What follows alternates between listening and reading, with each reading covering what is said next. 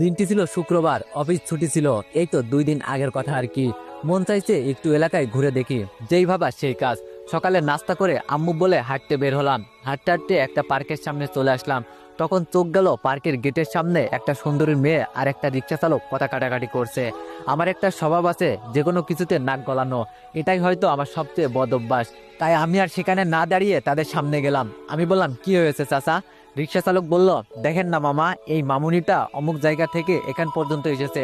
ভাড়া হচ্ছে 100 টাকা, কিন্তু এই মামুনিটা দিচ্ছে 50 টাকা। নীলা বলল, সামান্য একটা রিক্সা চালক হয়ে আমাকে মামুনি ডাকিস কোন অধিকারে?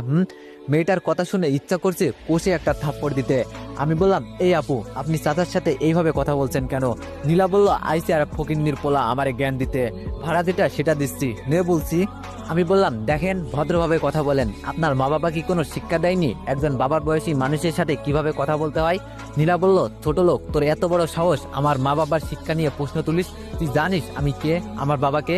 আমি বললাম, সেটা আপনার ব্যবহারই বলে দিচ্ছে আপনি একজন বড়লোক বাবার বিগড়ে যাওয়া অহংকারী মেয়ে। এখন বেশি পেশাল না করে চাচার পাওনা টাকাটা দিয়ে দিন। নীলা বলল, কি বললি ছোট লোক, আমি অহংকারী? এটা বলে আমার গালে একটা থাপ্পড় দিয়ে দিল মেয়েটা। মেয়েটার এমন কাজে আমার মাথা গরম হয়ে গেল। রাগে থাপ্পড় দিতে গিয়েও দিলাম না। আমি বললাম, এই হাতটা তুলছিলাম কেন জানিস? তোকে মারার জন্য। কিন্তু আমি মেয়েদের গায়ে হাত তুলি না। তোদের অনেক টাকা আছে, কিন্তু ভালো একটা মন নেই। তোরা যেখানে সেখানে হাজার হাজার টাকার খাবার অপচয় করছিস, কিন্তু একটা অসহায় মানুষ তোদের কাছে খাবার চাইতে বা সাহায্য চাইতে আসলে তোরা তাদের দূর দূর করে তাড়িয়ে দিস কেন? আচ্ছা, তোরা কি মনে করিস তোরা মানুষ আর আমরা গরিবেরা মানুষ না? এই চাচাটা কত কষ্ট করে রিক্সা চালিয়ে তার সংসার চালায়, আর তোর কাছে ন্যায্য ভাড়া চাইছে, তা তুই দিতে পারিস না কেন? একটা রেস্টুরেন্টে খেতে গেলে সেখানকার ওয়েটারকে 200 টাকা টিপ হিসাবে দিস। আমি কিন্তু এটা দিতে মানা করছি না, তবে এই চাচার ভাড়াটুকু দিতে পারিস না কেন? শুধু কি পারিস বাবার টাকার গরম দেখাতে? তাছাড়া কি পারিস? তোদের মতো কিছু মানুষের কারণে আজ আমাদের দেশের এই অবস্থা। আমার এমন জোরে কথা বলা দেখে মেয়েটা ভয়ে আশেপাশে তাকিয়ে দেখলো লোকজন জমা হয়ে গেছে। আমি বললাম, এই ভাড়া দিবি নাকি এখানেই বেঁধে রাখবো? মেয়েটা আমার ধমক শুনে তাড়াতাড়ি টাকা বের করে দিল। দেখেন, আমি এইসব আপনাকে কষ্ট দেওয়ার জন্য বলিনি। এইসব বলছি আপনাকে বোঝাতে যে আমরা সবাই মানুষ, আর মানুষ মানুষের জন্য।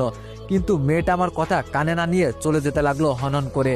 আর যেতে যেতে বলল, ছোট লোকের বাচ্চা, তুই আমাকে সবার সামনে অপমান করলি তাই না? তোকে তো আমি পরে দেখে নিব। আমি বললাম, আরে যা যা, কি করবি দেখা যাবে। দেখছেন, এদের কখনো শিক্ষা হবে না। এত সুন্দর করে বোঝালাম, কিন্তু উল্টা বুঝে চলে গেল। এই ছিল আমার ভুল, যার কারণে আজ আমার চাকরি যেতে বেঁচে গেল। এখন আপনারাই বলেন, আমি কি কিছু ভুল করেছিলাম? যাই হোক, আপনাদের বলতে বলতে একটা ফাইল কমপ্লিট করলাম, তারপর স্যারের কাছে নিয়ে যেতে লাগলাম। আমি বললাম, স্যার আসবো? স্যার বলল, আরে রিফাত দে, আসো আর বসে পড়ো।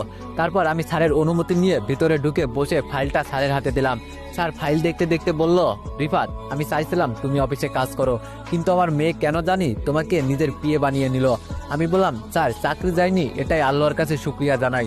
স্যার একটু হেসে বলল, তুমি কি যে বলো না, তোমার চাকরি কেন যাবে? তখন তো এমনি দুষ্টামি করছিলাম।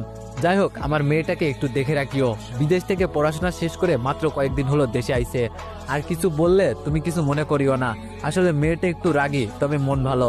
আমি স্যারের দিকে একটা হাসি দিয়ে বললাম, জি স্যার, আমি দেখে রাখবো। মনে মনে বললাম, আর মন ভালো, একটা বাবার সমান মানুষকে যে সম্মান করতে পারে না, তার আবার মন ভালো। স্যার বলল, আচ্ছা তুমি এখন বাড়ি যেতে পারো, এখন তোমার আর কোনো কাজ নেই। আমি খুশি হয়ে বললাম, ওকে স্যার, তাহলে আমি আসি। এটা বলে স্যারের কেবিন থেকে বের হয়ে নিজের কেবিনে কিছুক্ষণ থেকে চলে গেলাম মার্কেটে। বাবার জন্য একটা পাঞ্জাবি, মার জন্য একটা শাড়ি, আর ছোট ভাইয়ের জন্য একটা শার্ট আর একটা প্যান্ট কিনলাম। তারপর ফার্মেসিতে গিয়ে বাবার জন্য ওষুধ কিনে সোজা বাড়ি চলে গেলাম। কলিং বেল দিতে ছোট ভাই নিহাল দরজা খুলে দিয়ে বলল, ভাইয়া, তোমার হাতে এইসব কি? আমি বললাম, তোদের জন্য কিছু শপিং করলাম। নিহাল বলল, ও মা, তাড়াতাড়ি আসো, ভাইয়া কি এনেছে দেখে যাও। মা বলল, কিরে বাবা, এত চিৎকার দিতেছিস কেন?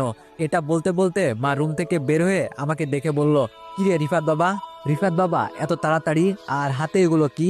আমি বললাম, মা, তোমাদের জন্য কিছু শপিং করলাম আর কি, প্রথম বেতন পেলাম। মা বলল, তাই বলে এইসব তোকে কি আনতে বলছে? আমি বললাম, আরে ধরো তো। আমি গেলাম রুমে, খাবার রেডি করো, আমি ফ্রেশ হয়ে আসতেছি। এটা বলে রুমে চলে গেলাম। এইদিকে নীলা রুমে বসে বসে ভাবছে, ছোট লোকের বাচ্চা, এইবার দেখাবো মজা তোকে। আমাকে অপমান করা তাই না? তুই ভুল মানুষের সাথে পাঙ্গা নিছিস ছোট লোক। এটা বলে একটা ডেবিল হাসি দিল।